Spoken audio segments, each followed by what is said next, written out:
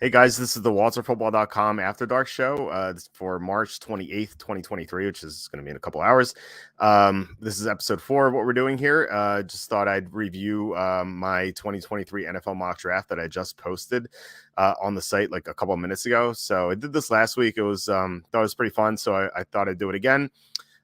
Before we get to it, though, please hit like, subscribe, all that stuff. That would mean a lot to us. Trying to get to it would be awesome to get to 4,000 subscribers by the draft.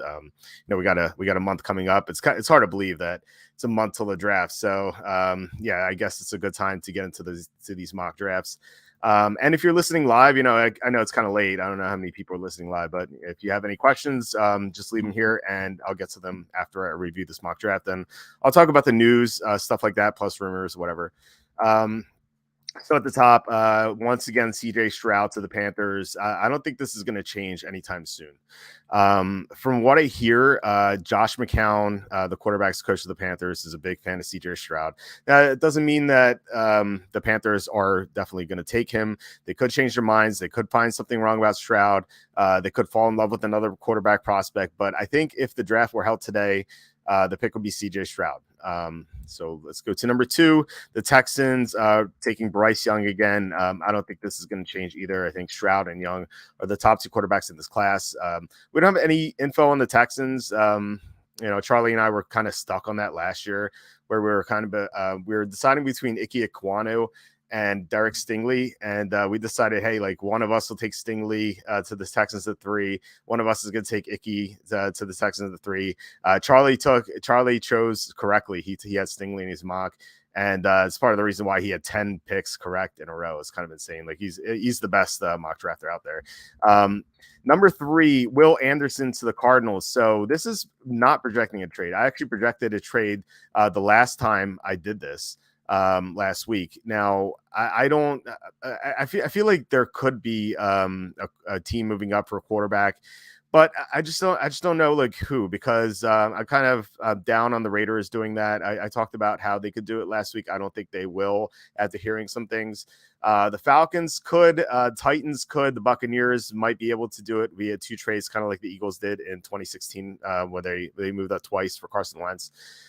But I just don't know. Plus the quarterback prospects after the top 2 are a little underwhelming. I mean, they both have big upside, but there is some flaws with them. So if the Cardinals stay put at 3, I'm pretty confident it's gonna be Will Anderson. I think the Cardinals want to trade down though for the top corner in this class, who's presumably Christian Gonzalez. Number 4, Colts, Anthony Richardson. So this is Will Levis last week. Now that Richardson's not going 3 via trade, I think it's going to be Richardson. And it sounds like we'll talk about this later, but it sounds like the Colts might be in on Lamar Jackson. Kind of can't blame them because now that the top 2 picks are kind of locked in, they can't get one of the top 2 quarterbacks. So they have to either fall in love with one of Richardson or Levis or trade for Lamar Jackson. And it sounds like they might trade for Lamar Jackson. So we'll see. Number 5, Seattle, Jalen Carter. The Seahawks have a history of taking troubled players, and they could do that with Carter again. With Carter here, he fits such a big need for this team. This team had some major issues on the defensive line last year. They couldn't get to the quarterback at all. They're bottom 10 in pressure rate. So I think that Carter would be a really good fit for them if he passes all the background checks and stuff. He was arrested for the combine, of course. He had a terrible pro day workout, but his tape is so amazing that I just don't know how Seattle passes on him. Number 6, Bijan Robinson. So this might seem like a surprise because Robinson's kind of quite frequently mocked outside the top 10. Like, in fact, someone sent me their mock draft to look at over the weekend, and I thought it was a good mock draft. The only thing I pointed out wrong with it was I think he had like Bijan Robinson going in the 20s. I'm like, there is no way he lasted long. I think 18 is the very bottom. But I think that now I'm thinking now that he doesn't escape the top 10. I think if he's there for the Eagles, I think they take him. So I think that might incentivize the Lions to take Bijan Robinson, number 6. I know they signed David Montgomery, but they really want another running back because DeAndre Swift hasn't been able to stay healthy. So pairing him with Montgomery, I think would be a great move. I'm usually against taking running backs in the first round, but this Lions team is stacked and they're ready to win or compete for the Super Bowl, especially in a weak NFC. So I think that a team ready to contend now can take a running back in the first round. It's those teams that are rebuilding. They can't take a running back in the first round, but because by the time they're ready to compete, those running backs are kind of worn down already. So that's just a huge mistake. About Christian Gonzalez earlier, I'm here number 7 to the Raiders. The Raiders secondary has been awful for years. I can't remember the last time the Raiders had a good secondary. Was it like when they had Charles Woodson back in 2002? It's been so long since the Raiders have been able to cover. Maybe they can finally do that. Christian Gonzalez, arguably the top corner in this class. So I think the Raiders would take him if he's there. Number 8, Tyree Wilson to the Falcons. Falcons have been the worst. They've had the worst pass rush in terms of pressure rate in the past 2 years, each of the past 2 years. So they really need a defensive end. And I think that if they can get someone as talented as Tyree Wilson, I think they would pull the trigger at number 8. Number 9, Paris Johnson going to the Bears. A lot has been made that Paris Johnson and Justin Fields are great friends. So that's only like part of it. Like it's nice to have your quarterback's endorsement, but they have to protect Justin Fields. I know they signed a guard this offseason, but they really need a tackle. And Paris Johnson is with Skoronski's arms measuring very short. I think you can argue that Paris Johnson is the best tackle in this class. So Bears at 9 makes a lot of sense. I had this pick last week, Lucas Van Ness to the Eagles at 10. The Eagles really value their pass rush. Brandon Graham is aging out. He's not going to be there much longer, and they need a replacement. Van Ness is awesome at the combine, so I think he makes sense at 10. I mentioned earlier, I think this is Bijan Robinson if he lasts to 10. Here 11, Will Levis, the Titans, and any Titans fans listening could maybe offer your feedback here, because I wasn't really sure what to do with this pick. The Titans have a new front office, and I've always said that new regimes mean new quarterbacks. So the Titans may want to move on from Ryan Tannehill. There have been rumors that they want to trade Derrick Henry. They cut Taylor Lewan. They lost 2 other offensive linemen. So I think they rebuild. I just don't know if they would like Will Levis. Maybe we'll know more heading into the draft. But I think right now, I think this pick makes sense. But I can see Levis falling kind of like the quarterbacks from last year.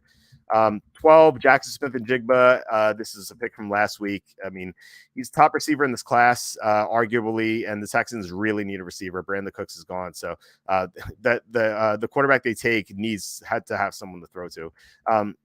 Number 13, Broderick Jones to the Jets. I think the Jets are going to target 2 offensive linemen in the first couple of rounds to really protect Aaron Rodgers. And Broderick Jones has the athletic ability that their GM, Joe Douglas, likes. So I think that makes sense. I talked about Peter Skoronski earlier, number 14 to the Patriots. Bill Belichick loves versatile players, and Skoronski can arguably play any position on the offensive line. With the short arms, you might say he has to stick the guard. He could play center too. But he's athletic enough to play tackle. I think you can get away with it. He might be like Elijah Vera Tucker, who for the Jets last year was, ideally like he would have played guard the entire year, and he was just an excellent guard. But he moved to left tackle because they had injuries there, and he did a solid job. He wasn't like all pro or anything, but he did a pretty good job. And I think that's what Skoronski is going to be like for the Patriots, and they really need that. They had major protection issues last year. Number 15, the Packers taking Quentin Johnson. I'm sure Aaron Rodgers will be a little pissed about this pick, seeing his former team take a receiver. But this kind of reminds me of Seattle last year, where, up until last year, they refused to protect Russell Wilson. Then when Russell Wilson was traded, they drafted 2 offensive tackles early. It's kind of like Wilson had to be wondering, like, why didn't you do this earlier? And I think that's because Wilson's legs can kind of mitigate a pass rush. It's also like Rodgers, his great passing ability can mitigate bad receiving. He could turn bad receivers into good receivers, and good receivers into great receivers. I think, I don't know if Jordy Nelson was a special talent, but like Rodgers made him a great producer. Allen Lazard, who he can't get open, and he produced under Aaron Rodgers. So with Jordan Love, they need receiving help, and Quentin Johnson, he's my number 2 receiver, but those top 4 are super tight. Like they could, those 4 receivers can go in any order. Number 16, Brian Branch. I don't see this pick changing anytime soon. The Redskins need secondary help. They love Alabama players. Brian Branch, arguably the best player available. I think Charlie has him 15 to the Packers. Not sure on that, but yeah, I think Branch is going to go somewhere in this range. Okay, let's go to 17 to 31. Feels weird to say 31, not 32. Dolphins lost their pick. Steelers taking Joey Porter Jr. This is kind of the narrative pick I've been talking about. Their owner last year wanted Kenny Pickett because he said he would never pass on another pick quarterback again because he passed on Dan Marino. And Joey Porter Sr. played for the Steelers. Obviously, he was a great linebacker for them for a long time. And Joey Porter Jr. is someone you could argue is the best player available. So, and he fits a need. So I think that this pick makes a lot of sense. Number 18, Jack Campbell. This is a new pick for the Lions. The Lions, a really impressive defense last year. They started terribly, but by the end of the year, they were shutting teams down. The only issue with them, I'd say, they need another pass rusher. They need one more corner, and they need help in the linebacking core. The linebacking core is probably the weak part of their team. Jack Campbell is arguably the best linebacker in this class. He's a 3-down player. He's pretty athletic. I think that he makes sense for the Lions. I think this is a ceiling, though. Like, ideally, the Lions would trade down a bit and then take him. But if they stayed at 18 and took Campbell, I think that'd be a fine pick. Number 19, Darnell Wright to the Buccaneers. Again, like their left tackle right now is someone named Brandon Walton. And I'm someone who watches every single preseason game. I've never heard of Brandon Walton. So they really need a left tackle. I think they take a tackle at 19, assuming that there is a good one available. And there is one here. 20, Seattle, Myles Murphy. Again, Seattle really needs to bolster its defensive line. They spent 2 picks last year on the offensive line. I think they go opposite this year. I think they take 2 defensive linemen early this year. Again, they were in the bottom 10 of pressure rate. They couldn't stop the run very well. Myles Murphy and Jalen Carter are really going to help in that regard. 21, Kalijah Kancey to the Chargers. Again, the Chargers play in a division with Patrick Mahomes. They have to beat the Chiefs. And to do that, you have to pressure Mahomes with 4 players and not blitz. And they have the 2 guys on the outside if they're healthy, Joey Bosa, Khalil Mack. They need guys in the interior to pressure Mahomes. And Kancey could do that, assuming that he pans out. A lot of people want to compare him to Aaron Donald, but they have this. It's weird. They have the same size. They have the same athletic scores from the combine, the same school, same position. But Donald was so much more productive at Pitt than Kancey was. Like Kancey's way more raw, but he definitely has the upside. So I think this is a fine pick for the Chargers. 22, Zay Flowers to the Ravens. They've been connected to him. Wouldn't surprise me at all if they take him. They really need a receiver for whoever starts for them. Who knows who their quarterback's going to be. 23, Vikings, Devin Witherspoon. I know some Viking fans are going to yell at me that I don't have a receiver here for them. I know they're really pushing for a receiver because they lost Adam Thielen, but I'm thinking like KJ. I thought KJ Osborne was better than Thielen last year. Like Thielen couldn't get open, so I don't think they lost much with Thielen gone. Because they still have Osborne, they still have Hawkinson. Obviously, they signed Josh Oliver, another tight end who can catch passes.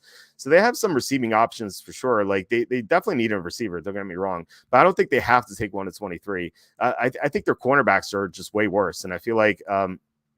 Despite getting the Byron Murphy from Arizona, they still need cornerback help. And Devin Witherspoon is someone who could definitely fit the range at 23. It's the same from last week. 24, Jaguars taking Tyreek Stevenson.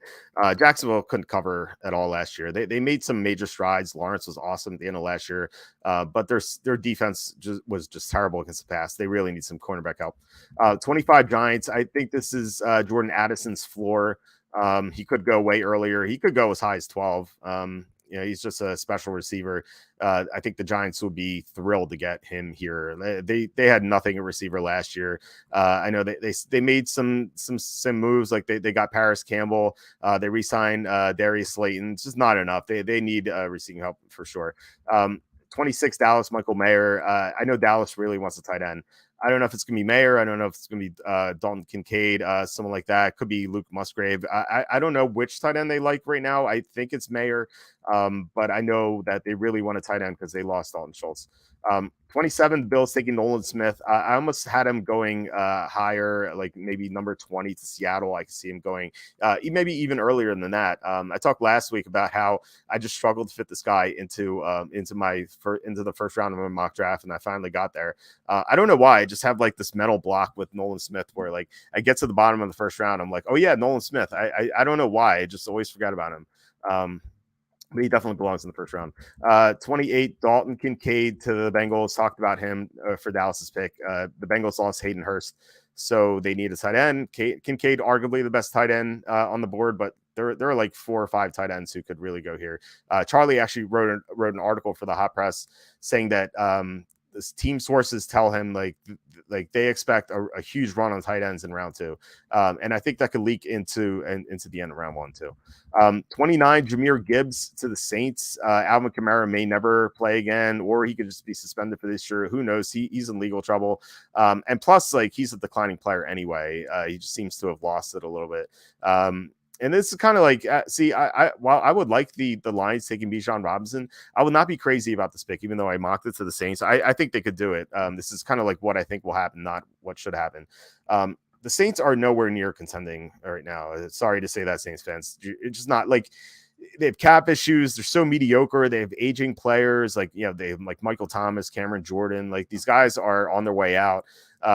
They need to rebuild. They really do. They have to hit the reset button. I think that tanking for next year, Caleb Williams would be a really smart move for the Saints, but they seem content to go 500 or close to 500 every year. So I don't know, but I think they would make this pick. All right, 30 to the Eagles. So Cyrus Torrance had this last week. The Eagles will never shy away from taking an offensive or defensive lineman, and they lost Isaac Somalo. They're going to have Cam Jurgens step in this year, but Jurgens is their long-term center. So once Jason Kelce retires, Jurgens is going to move the center. They're going to need someone to guard to take to like permanently take Somalo's spot. So Torrance makes a lot of sense. And then Jalen Duncan, the tall at 31 to the Chiefs. The Chiefs lost Orlando Brown, and they need a tackle. So we have 4 more rounds. We have 5 rounds in total on the mock draft at walterfootball.com, so you can check that out. Let's see. We have a couple comments here. Corey says, hoping Jack Campbell falls to the Bills. He definitely could. I wonder if the Bills would take him, though. Like, the Bills really value positional value. Like they tend to target like cornerbacks, defensive linemen, offensive linemen, not guards, but stuff like that. They don't seem to value like the interior offensive line or linebackers, like off-ball linebackers, or like they really like pass rushers too in the first round. So I wonder if they take Jack Campbell, but if they have Jack Campbell like graded extremely highly, they could do it. I'm not saying they won't. I just think it would be interesting to do it because it would be like a deviation from what they normally do. Okay, Joshua says, how sure are you that the Panthers will take Stroud over Young? I'm pretty confident right now. It's not a lock or anything, but from what I heard, the Panthers, particularly Josh McCown, loves CJ Stroud. Now maybe they go against their quarterbacks coach, but that's all I know right now. But like, why would they trade up to number 1, give up all those picks plus DJ Moore to take a quarterback their quarterback's coach isn't in love with? I'm not saying he doesn't love Bryce Young, but I know that he loves CJ Stroud. So that's why I'm saying I'm pretty confident, but it's not a lock. Like I said before, they could change their minds. They could learn something about Stroud. Maybe if no one attended his birthday party or something, like they'll sour on him on draft day or something. If something weird could happen, like Bongate, like what happened with Laramie Tunsil. Like, players fall all the time inexplicably, and then you find out like, oh, it's something weird, something off the field, like injury stuff. Like maybe the Panthers looked into Stroud's medical thing and found something that they don't like. Like, that could definitely happen. And then they would take Bryce Young. But right now, like I said before, if the draft were to happen right now, I'm pretty confident it would be Stroud. Thoughts on Drew Sanders? I think he's pretty raw. I think he has huge upside though, and I think he goes in the second round. If his position was like more valued, like the off-ball linebacker I talked about, I think that he could go into the first round because of his upside. I just think he goes in the second. He could sneak into the late first for sure. Like the Bills, if the Bills took him with their first round pick, I wouldn't be upset about it. I think I'd probably give it like a B or a B plus. I think it's fine. I would maybe argue that they could trade down a little bit for him. But I think he has the upside to be a really good player. There is more downside with him than Jack Campbell though. I think Campbell is definitely safer.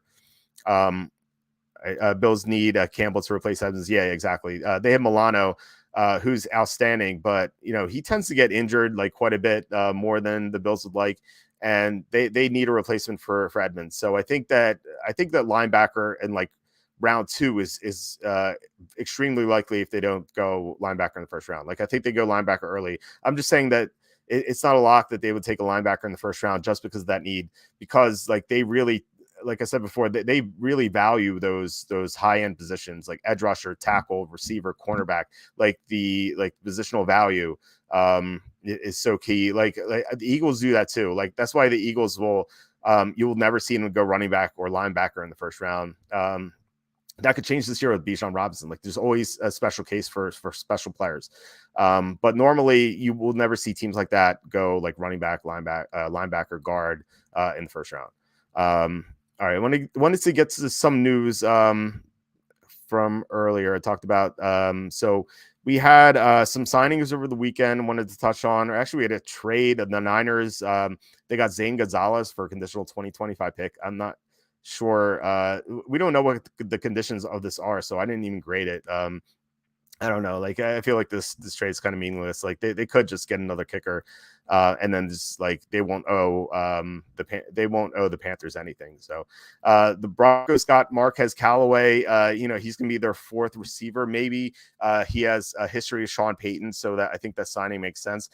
This was a weird one. The Browns signed Marquise Goodwin. And I think that's weird because they just traded for Elijah Moore. So I feel like Goodwin like showed that he could be a decent 3rd receiver, which he did for Seattle last year.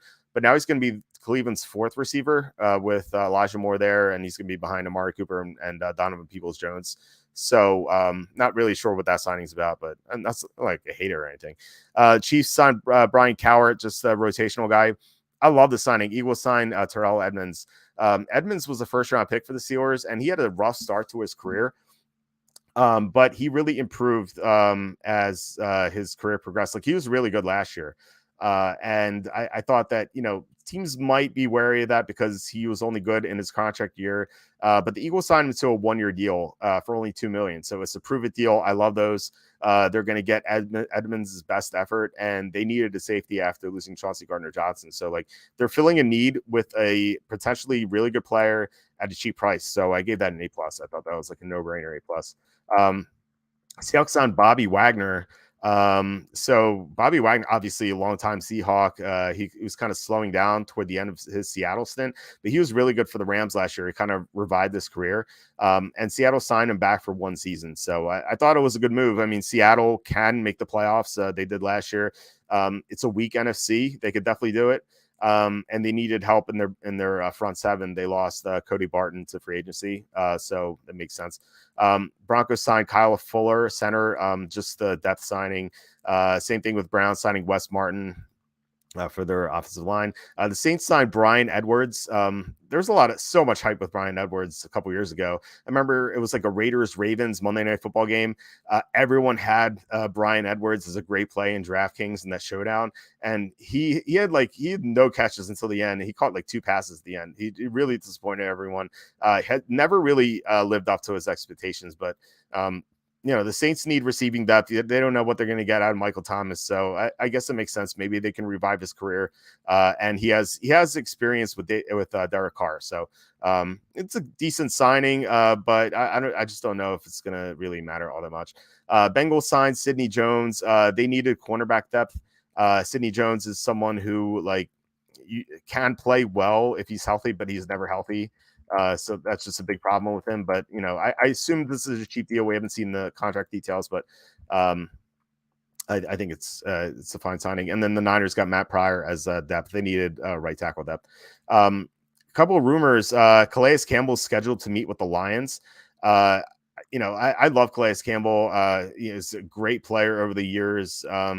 and he still has something left. Like, he's not the player he once was, obviously, and when he was with Arizona and Jacksonville, but he's still really good, and he could. He's not going to be like a full-time player for the Lions if they sign him, but he's going to play like 30, 35 snaps per game, and he's going to be pretty effective for them, I think, and really good for the locker room. I would love that signing for the Lions. Colts said they don't dismiss the possibility of pursuing Lamar Jackson. So this is what I was talking about before, where the Colts are going to miss out on the top two quarterbacks. So they have to be like, okay, do we love Richardson or Levis, or do we pull the trigger on Lamar Jackson? And like the fact that they haven't denied it, like every other team that could have traded for Lamar Jackson was like, no, we're not doing it. And the Colts are the only team that said we can do it. So it'll be interesting to see if the Colts do it. And it's kind of like if they do pull the trigger, like first of all, that's like a downgrade for Arizona, because more likely Arizona is not going to be able to trade out on number 3. And second, it's kind of like it's like a slight against Richardson and Levis, like saying, oh, this team really needs a quarterback, but they don't like either of these two guys. And there's a chance they could be in a free fall. Like, no one expected Malik Willis to go in the 3rd round last year. Like, would it be? It would not shock me if one of Richardson or Levis fell out of the 1st round. I don't think it'll happen. I think their upside's too high. I think they're both going to go in the 1st round, but it wouldn't be the most shocking thing. Like if one of them still left in round 2, I'd be like, yeah, kind of makes sense to me, because they both have like very low floors, especially with their accuracy. Also, the Cardinals have high interest in Luke Whippler, the center. So like Arizona lost Rodney Hudson. They really need a center. And I put Whippler to them in the 2nd round. I actually had him going in the 3rd round to Arizona, but I thought that was a little too late. I think there are going to be like maybe 3 centers to go in the 2nd round, and I think Whippler is definitely going to be one of them. Okay, well, we have a couple of other questions. Is Forbes the best ball hawking DB in the draft? Emmanuel Forbes. I think that's Emmanuel Forbes. I mean, I didn't rank them according to their like playmaking abilities. Like Charlie's going to do that. I don't think he's going to go in the 1st round. I have him. I think I have him in the 3rd round. I'm actually going to look right now. He could go. I think he could go in the 2nd round. I have him. Yeah, I have him 66 to Arizona. So yeah, I think he's like in the 2nd to 3rd round range. But I mean, I don't think he's going to go in the 1st round though. Josh was saying, really hoping the Texans take Bryce or Stroud. Anderson's a good player, but would be a letdown.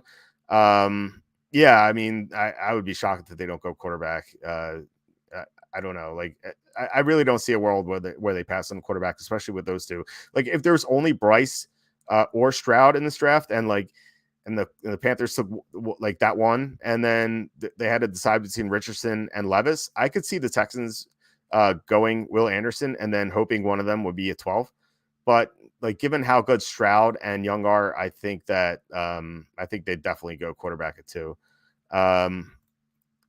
Corey asking predictions on who signs OBJ and who trades for Hopkins. So I think that the Jets sign OBJ just because Aaron Rodgers really is pushing for it. I don't know. It doesn't seem like there's a good market for OBJ. Like he tweeted out that he was hoping that a team would offer him more than $4 million, which seems like pretty low for him. I know he's coming off a torn ACL, but that was almost 2 years ago, or is it like a year and a half now? So he should be close to 100%. He has an injury history. He's 31. So there's definitely a downside to him, but I think there's still upside. So I don't know why teams aren't kind of, giving him like a 1 year, $6 or $7 million contract. I feel like he should definitely take that if he gets it. And as for who trades for Hopkins, I'm hoping it won't be the Patriots. I don't want to see him in that run first offense. It's so sluggish with Mac Jones. And, I it's kind of like thinking maybe Baltimore, but, Lamar Jackson's gone. It's kind of like a waste there. I could, I don't know, like Packers would make sense to me. I'd have to really think about it. The Giants, I think maybe could. Actually, I'm going to go to over the cap. I'm going to look at salary cap. I'm going to go by cap number. So Chicago, I don't think so. Carolina, they just don't have the draft capital. The Lions, no. Cardinals, obviously not. Texans, I think the Texans could do it. I mean, I guess no, actually, no, he's not going to go back to Houston. I think Green Bay makes a lot of sense. Green Bay lost Alan Lazard. They have the sixth most cap space in the NFL. They have Christian Watson, but they need another receiver. And this would make it so they don't have to go receiver at 15. They could go offensive lineman or pass rusher. And so, yeah, I think Green Bay makes a lot of sense. I think the Colts make a lot of sense. They have 20 million. They have the eighth most cap space. And I think that's about it. It's like the Patriots make sense too. Yeah, I'd say those. I think the Bills could do it too. The Bills have been talked about as a possibility for Hopkins. And they have they have 9.8 million in cap space left. It's going to be tough for them to they'd have to restructure some contracts. But if you listen to Wednesday's episode where Kenny broke down how much of a farce the salary cap is, I think the Bills could definitely pull the trigger. So okay, I'd say right now, I'd say it's going to be Bills or Packers. Yeah, I'd say Bills or Packers right now. Those are the two I'd go with. All right, I guess that's about it. So thanks for tuning in, everyone. We're gonna have a regular show with Jacob on Tuesday, and then on Wednesday, we're gonna be back here. Not sure what we're gonna do. We're gonna see if Kenny might come on again. If not, I'll reach out to someone else. And if not, I thought maybe we can review some mock drafts on the site that people have done. I think that it would be cool to look at because we've had a lot of mock drafts done on the site. I think it would be cool to see like what people have done, see if like we could come up with any ideas for what could happen for the 2023 NFL draft because it's coming up. But yeah, thanks for tuning in, everyone, for posting questions. I know it's late, so a lot of people aren't watching right now live. But yeah, please hit like and subscribe. That would mean a lot. Comment below, share this video. And we have a link in the description for the merch store. So all that would help us out a lot. But yeah, we'll be back tomorrow with Jacob, and I'll talk to you then.